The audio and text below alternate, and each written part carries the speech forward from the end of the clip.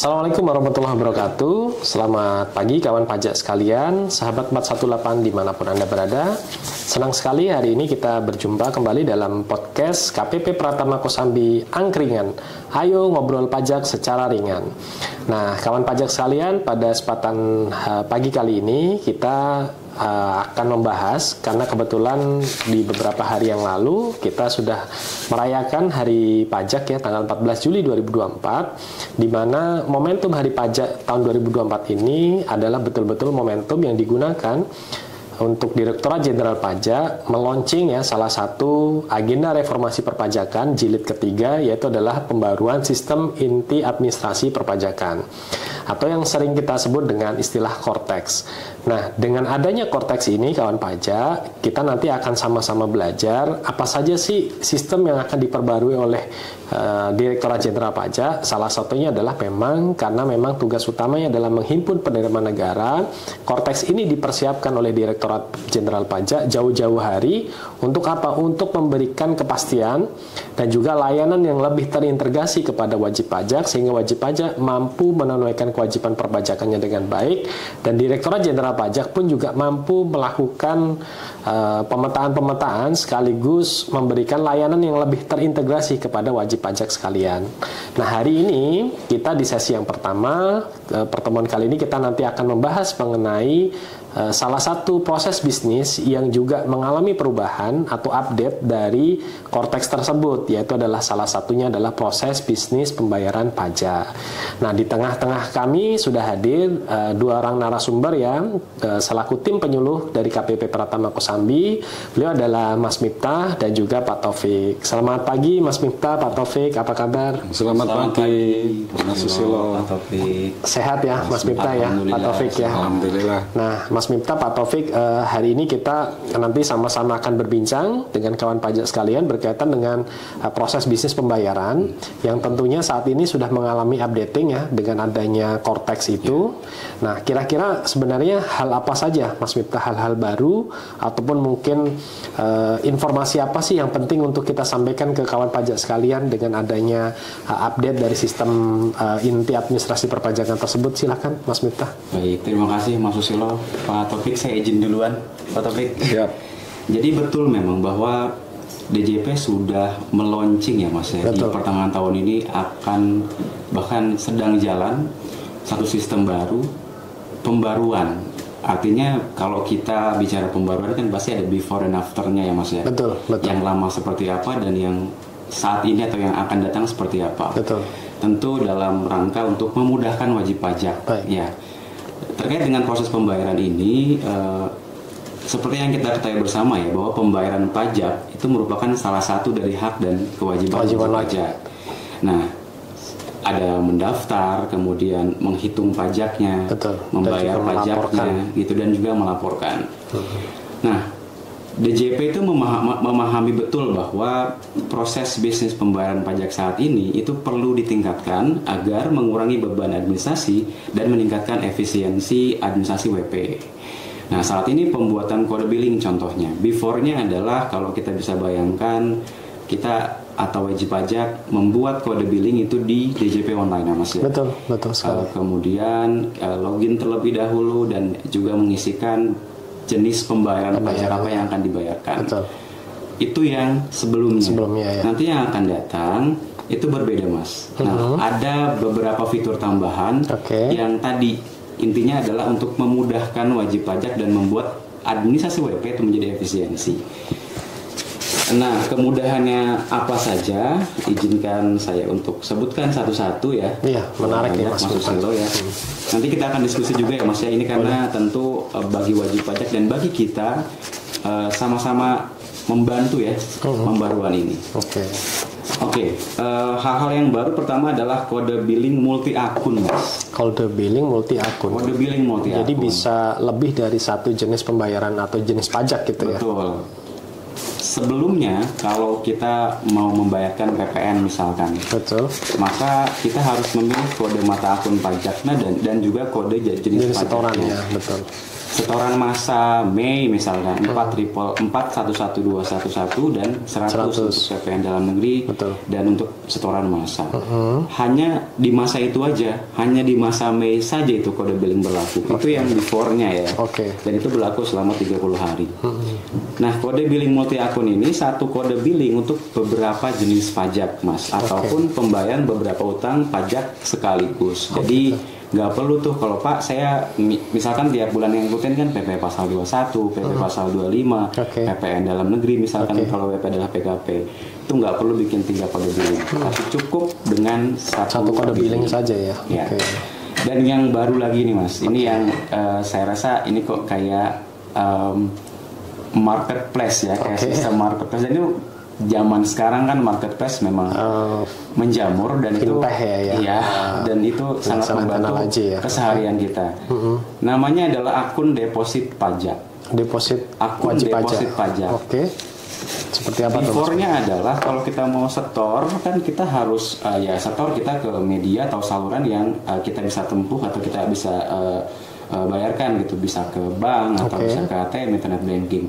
Nah, sedangkan akun deposit pajak ini memberikan kemudahan penyetoran pajak lebih awal untuk menyediakan saldo yang cukup dalam melunasi kewajiban perpajakan agar terhindar dari sanksi keterlambatan pembayaran. Ada mungkin bisa dibilang e-walletnya WP. E-walletnya wajib pajak. Dompet digitalnya WP. Kita sebutnya akun deposit wajib pajak. Contoh misalkan ada WP tertentu punya idle setoran 10 juta. Nah, maka itu masuk dalam kolom saldo atau akun deposit pajaknya WP. Ketika dia ada PPh terhutang, PPh pasal 25 terhutang nilainya 5 juta, nah maka yang 10 juta tadi bisa digunakan untuk pembayaran PPh pasal 25 yang 5 juta. Jadi ini dan itu akan ada remindernya sehingga sanksi keterlambatan itu bisa dihindari. Nah, kemudian selanjutnya adalah ada monitoring permohonan WP dalam hal PBK, restitusi, dan juga imbalan bunga yang nanti akan dijelaskan oleh Pak Taufik. Saya cukup yang awal aja Pak ya. Oke, kita sekarang ke pembuatan kode billing. Baik, gimana tuh ceritanya? Pembuatan kode billing itu untuk menjelaskan prosesnya, itu DJP telah memperbarui cara buat kode billing. Tentu nanti akan ada satu kanal baru yang ditanam di dalamnya itu adalah kanal pembayaran. Ada 3 kategori utama untuk membuat kode billing. 3 kategori utama. Yang pertama dari draft SPT, kedua dari daftar tagihan. Daftar tagihan ini bisa dari SPT atau hutang pajaknya WP ya. Dari produk hukum yang terbit ya untuk pajak-pajak tersebut ya. SKP KB-nya. Kemudian selain dari itu, selain dari draft SPT dan selain dari daftar tagihan. Untuk dari draft SPT, tadi kan ada 3 jenis ya Mas. Untuk yang dari draft SPT, ada 3 saluran yang bisa ditempuh WP atau 3 kanal pembuatan. Pertama dari portal WP. Nah ini juga baru ya Mas ya. Next kita akan coba jelaskan ini Mas. Nah ini di kesempatan lain kita akan bahas ya. Portal wajib pajak. Kemudian aplikasi PJAP ini pihak ketiga atau penyedia jasa aplikasi perpajakan dan SPT kertas. Nah caranya gimana? Nah WP cukup mengisi SPT seperti biasa. Kemudian SPT tersebut kalau statusnya kurang bayar maka kan harus disetorkan kurang bayarnya. Betul. Nah saat klik bayar dan lapor, sistem akan memberikan informasi dan pilihan. Nah jika saldo deposit, akun saldo deposit WP itu mencukupi, maka WP bisa memilih untuk memindah bukukan deposit tersebut ke yang kurang bayar tadi. Ya, misalkan tadi SPT 21. Terhutangnya 3 juta, kemudian ada saldonya 5 juta, kan bisa mengambil dari saldo akun deposit WP. Kalau dia mencukupi juga, WP juga bisa meng-create kode billing juga. Jadi, enggak deh, saya mau mindahinnya buat nanti pembayaran PPN bulan depan aja deh yang saldo deposit gitu. Saya yang ini bikin kode billing aja deh, itu bisa. Seperti itu Pak Taufik. Saya lanjut ya Mas. Boleh, siap. Tadi dari SPT, jika saldo akunnya tidak mencukupi, ya maka tinggal bikin kode billing. Itu dari draft SPT. Dari daftar tagihan ini hanya dari portal WP bikinnya, karena informasi mengenai tagihan kan hanya WP yang mengetahui. dan juga kita ya sebagai aparatur pajak ya. Jadi untuk pihak ketiga tidak punya saluran untuk bisa membayarkan langsung tagihan wajib pajak. Cara buatnya seperti apa? Nah, WP itu memilih utang pajak yang akan dibayar dan mengisi nominal pembayaran. Ada 5 STP outstanding tapi hanya mau membayar yang 3 misalkan. Sehingga ada eksekusi di mana WP memilih STP mana yang akan didahulukan untuk dibayar. Okay. Betul. Kemudian WP memilih apakah menggunakan saldo deposit pajak atau melakukan pembuatan billing yang baru. Betul. Dan ini juga terkait dengan tagihan, Mas. Ini mungkin nanti kita akan bahas di portal WP ya, bahwa selama ini mungkin beberapa WP ada keluhan, Pak kita tidak terima STP-nya, tidak terima surat utang pajaknya, atau produk ketetapan hukum yang lain yang mestinya mereka terima gitu. Kita tidak tahu apakah kita ada hutang atau tidak, nah, sehingga dengan adanya nanti sistem baru itu memudahkan WP untuk mengetahui lebih dulu apa saja kewajiban yang melekat ke WP tersebut. Wajib pajak tersebut. Oke. Yang terakhir adalah selain dari dua itu, selain dari daftar SPT dan selain dari daftar tagihan, itu bisa ke portal WP, asistensi ke kering pajak maupun ke KPP, bahkan pos juga bisa. Jadi nanti ada kanal pembuatan yang juga dilayani oleh bank maupun pos persepsi juga punya akses untuk buat itu. WP hanya tinggal mengisi seluruh data pembayaran pajak sesuai dengan panduan yang disediakan. Ada juga nanti namanya collecting agent.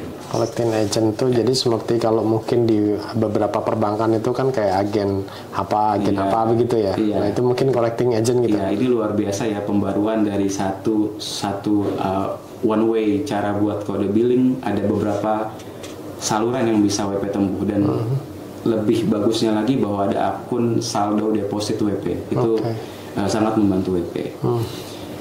Nah kemudian satu lagi ada namanya kemudahan WP ya. Kemudahan WP ini dengan adanya di sini adalah integrasi sistem bank persepsi dengan sistem DJP. Akun saldo deposit WP itu sudah terintegrasi dengan sistemnya perbankan. Jadi ya seperti e-wallet pada umumnya. Kita tinggal isi dan saat itu juga akun saldo WP, deposit WP akan terisi. Di real time ya berarti ya? Iya betul. Ya. Nah, jadi itu adalah beberapa hal yang baru dari sistem pembayaran kita di Cortex ini, dan juga satu dari beberapa kemudahan adalah tadi ada akun saldo deposit WP. Ada yang belum kita jelaskan yaitu permohonan monitoring permohonan secara online untuk beberapa permohonan yang melekat ke pembayaran ini. Itu mungkin akan dijelaskan oleh Pak Taufik. Oke, jadi menarik ya tadi kawan pajak sekalian. Tadi kita di bagian pertama tadi kita sudah banyak diskusi mengenai modul-modul baru yang fitur yang kemudian dimiliki oleh wajib pajak saat nanti wajib pajak akan memiliki portal wajib pajak. Salah satunya nanti adalah berkaitan dengan pembayaran. Pembayaran tadi ada beberapa hal yang baru. Bisa jadi adalah ada fitur untuk kemudian membuat kode billing multi akun, kemudian juga tadi ada berkaitan dengan deposit wajib pajak, dan juga terkait dengan pilihan-pilihan bagaimana membuat kode billing ya, apakah lewat draft, apakah lewat tagihan langsung, atau memang nanti wajib pajak bisa memilih yang lainnya gitu. Nah, tapi menarik juga sih nanti di sesi diskusi sebelum nanti kita ke sana kan pajak, kita juga tadi ada hal yang baru nih terkait dengan permohonan wajib pajak sehubungan dengan adanya pengelolaan pembayaran wajib pajak. Nah, kalau yang lama kita memang ketentuannya masih sama, ada PMK 242 dan juga adalah PMK 187. Nah, tetapi acap kali wajib pajak biasanya sudah mudah menyimpulkan, yaitu adalah kalau pembayaran salah setor biasa dengan pemindah bukuan, ataupun mungkin karena ada potongan yang salah atau bahkan sudah terlanjur disetor, nah itu bisa pakai pengembalian pajak yang seharusnya tidak terutang. Nah, mungkin hal yang tadi Mas Miftah jelaskan fiturnya, nah mungkin kita akan lihat dari sisi administrasinya nih. Nah, bersama kita sudah hadir juga Pak Taufik. Nah, mungkin nanti Pak Taufik boleh diceritakan nih Pak Taufik, sisi administrasi pembayaran pajak yang baru nih seperti apa nih Pak Taufik? Silakan Pak. Baik, Mas Susilo. Jadi tadi mengenai sistem pembayaran, sudah 2/3 dijelaskan oleh Mas Miftah ya, yaitu pembuatan kode billing dan juga ada intinya itu di situ sebenarnya ya. supaya ke belakang itu kemungkinan nggak terjadi gitu, yang kekeliruan gitu ya. Dalam pembuatan kode billing ya Pak ya. Ada akun deposit gitu ya. Yang ketiga adalah pengajuan permohonan di sistem pembayaran. Pengajuan permohonan yang ada saat ini yang baru bisa dilakukan secara online itu pemindah bukuan. Baru PBK ya, dilayani dengan adanya EPBK ya Pak, versi 1 dan versi 2.0 ya. Tahun 2023 akhir itu ya, Mas Susilo di launchingnya. Nah, di IPBK itu walaupun saat ini kan memang belum semuanya yang memanfaatkan fasilitas itu, tapi ternyata dari pengalaman wajib pajak yang udah melakukan pengajuan permohonan pemindah bukuan melalui online terasa lebih cepat dan mudah. Nah, di menu di sistem pembayaran ini dengan adanya perubahan yang sangat luar biasa, nanti nggak cuman pemindah bukuan aja yang diajukan secara online, tapi juga meliputi adanya pengembalian, adanya imbalan bunga yang bisa diklaim sama wajib pajak secara online juga. Selain itu ada pengembalian kelebihan pembayaran pajak. Itu nanti terintegrasi dengan sistem taxpayer account yang mungkin akan dijelaskan di lain waktu ya, Mas Susilo ya. Jadi untuk permohonan pemindah bukuan secara online kan udah ada nih ya, nanti akan terintegrasi dengan sistem inti administrasi perpajakan atau yang sering disebut Cortex itu mungkin nggak terlalu banyak yang berubah. Iya, karena nanti di penjelasan selanjutnya di tax account management itu nanti akan kan ada semacam kayak balance sheet ya. Betul ya, Pak, itu betul. Di portal wajib pajak nanti ya, betul. Itu nanti akan ya mungkin bahasa mudahnya akan tinggal klik aja ya. Ya. Nah, selama ini kan kalau pengajuan imbalan bunga karena misalnya udah bayar ketetapan yang ada ternyata keliru gitu kan. Setelah banding itu Direktorat Jenderal Pajak mengembalikan ke wajib pajak. Nah itu tinggal ajukan aja secara online dengan sangat mudah. Tidak yang ada saat ini kan masih memakai permohonan manual ya. Betul, manual. Menulis ya kemungkinan kurang tidak lengkap atau tidak benar atau tidak tepat ya, itu sangat sering terjadi. Jadi seolah-olah wajib pajak kok sulit. Nah, ini akan diminimalisir. Terus kedua, pengembalian kelebihan pembayaran pajak. Pengembalian kelebihan pembayaran pajak itu yang karena dipotong terlalu tinggi, atau misalnya yang seharusnya tidak terutang. Kalau misalnya pembelian unit properti gitu ya, kalau ternyata di perjalanan itu ternyata tidak disetujui bank pengajuan kreditnya, tapi PPN udah dibayar, itu bisa kembali juga. Itu akan dengan sangat mudah wajib pajak untuk mengajukan klaim itu, tapi dengan syarat sudah aktif ya layanan online-nya. Ya mungkin seperti itu aja sih sebenarnya. Nah, intinya wajib pajak hak wajib pajak di situ akan dilayani dengan lebih mudah dan cepat. Baik. Nah, ini menarik nih tadi ya kawan pajak sekalian, kalau kita tadi mendengar penjelasan dari Mas Miftah dan Pak Taufik nih. Saya masing-masing ada satu pertanyaan nih untuk Mas Miftah dan Pak Taufik. Mungkin untuk yang pertama, pertanyaan untuk Mas Miftah itu kawan pajak mungkin bertanya-tanya Mas Miftah bagaimana dengan memanfaatkan akun deposit wajib pajak. Kalau tadi bisa jadi kalau misalkan nyata-nyata wajib pajak lebih setor nih 10 juta. Kemudian ternyata dia punya pajak yang seharusnya terutang masih 20 juta. Nah, ketika kawan pajak itu dia masih punya deposit 10 juta, sementara dia punya hutang yang seharusnya nanti mau disetor lagi adalah 20 juta. Itu deposit 10 juta masih bisa dipakai nggak nih Mas Miftah? Karena ada referensi yang menyatakan bahwa harusnya nggak bisa gitu, kecuali kalau nilai depositnya tuh sama dengan pajak yang seharusnya terutang, atau mungkin dia lebih besar dibandingkan dengan akun utang pajaknya dia yang akan dibayar. Nah itu baru bisa menggunakan deposit. Kalau memang depositnya kecil, berarti wajib pajak harus kayak top up dulu, atau kemudian harus mau nggak mau ya bikin billing baru seperti yang tadi Mas Miftah tanyakan. Nah itu apakah benar nih Mas Miftah? Ya, terima kasih Mas pertanyaannya. Ini sangat membantu WP nanti untuk coba memahami lebih dalam. Betul. Gimana nih Mas? Tadi case atau ilustrasi contohnya adalah ada setoran kelebihan setor. Kelebihan setor, kemudian WP juga punya saldo deposit, dan ada STP yang ingin dibayarkan oleh WP. Baik. Saya coba lebih detail ke angka ya Mas ya. Baik. Misalkan kelebihan setornya dia 5 juta. Kemudian dia punya saldo depositnya 5 juta juga. Baik. Sedangkan STP-nya adalah 20 juta. Nah, sebelum saya jawab itu juga saya ingin menambahkan penjelasan saya di awal bahwa gini, deposit pajak itu adalah penyetoran pembayaran pajak yang belum ditetapkan jenis pajaknya. Jadi tidak terikat pada suatu jenis gitu pajak ya tertentu.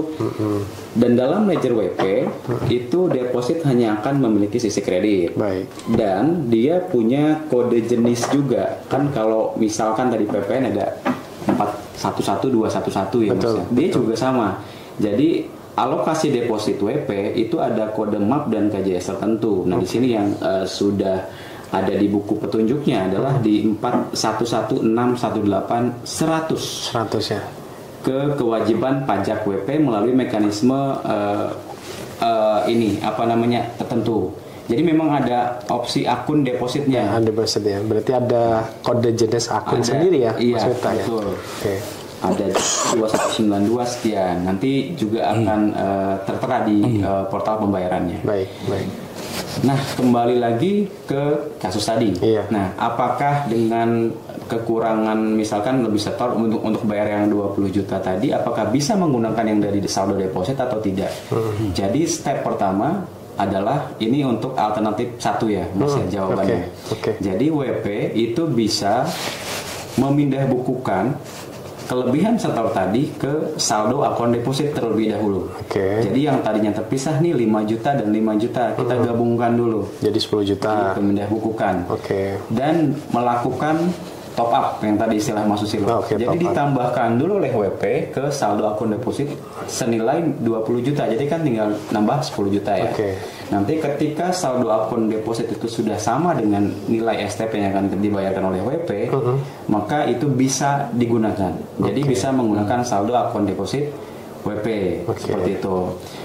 Atau WP juga bisa menempuh alternatif kedua. Yang kedua adalah jadi ya udah nggak lewat saldo akun deposit. Jadi setoran nilai kelebihan setoran tadi di PBK-kan ke STP senilai 5 juta, nanti sisanya yang 15 juta membuat billing baru. Jadi memang kalau deposit yang kurang berarti memang dia nggak bisa pakai deposit itu ya. Nah, ada dua opsi. Ada dua opsinya itu. Tadi yang Mas Miftah sampaikan ya. Baik. Kalau untuk PBK sendiri tadi Pak Taufik mungkin ada tambahan dari yang Mas Miftah sampaikan dari Pak Taufik sendiri. Mungkin ya PBK sebenarnya nggak ada hal yang baru ya, cuman itu diintegrasikan di proses bisnis pembayaran ya. Jadi kalau misalkan nyata-nyata kan sekarang kita layanannya masih pakai EPBK nih Pak. Berarti kalau nanti dengan adanya deposit tentu wajib pajak bisa langsung cepat monitoring ya Pak.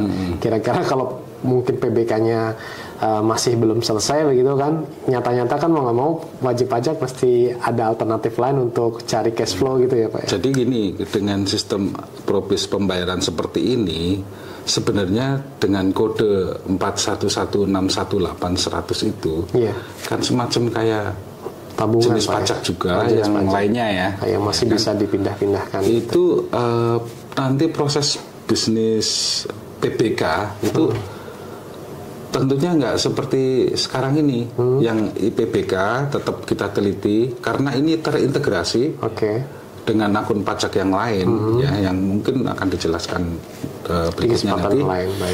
Itu akan serta-merta gitu loh, serta-merta, nggak nunggu sehari 2 hari, akan lebih cepat gitu loh. Baik, itu tadi sekaligus closing statement dari Pak Taufik ke Pak Mas Miftah. Closing statementnya barangkali. Saya cuman sebentar sedikit aja paling Mas, kita harus antusias dan semangat menyambut perubahan ini ya, karena tentu ini untuk negara kita bersama gitu. Oke.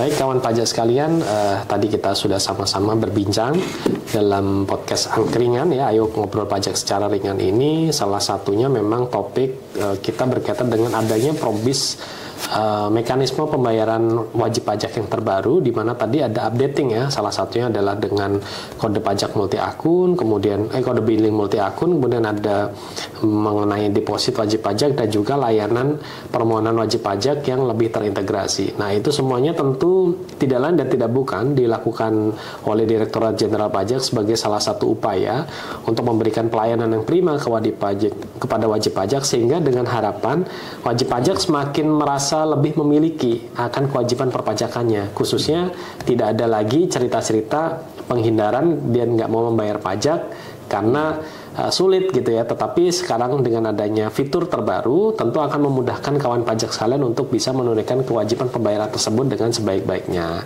Nah, oleh sebab itu kawan pajak, karena memang kita masih dalam nuansa peringatan Hari Pajak tanggal 14 Juli 2024 kemarin, maka mungkin nanti edisi-edisi kita akan banyak membahas terkait dengan updating mengenai proses bisnis yang lainnya gitu ya. Maka oleh sebab itu kawan pajak selalu ikuti dan selalu cermati podcast kita KPP Pratama Kosambi, yaitu adalah Angkringan, ayo ngobrol pajak secara ringan. Secara ringan. Terima kasih.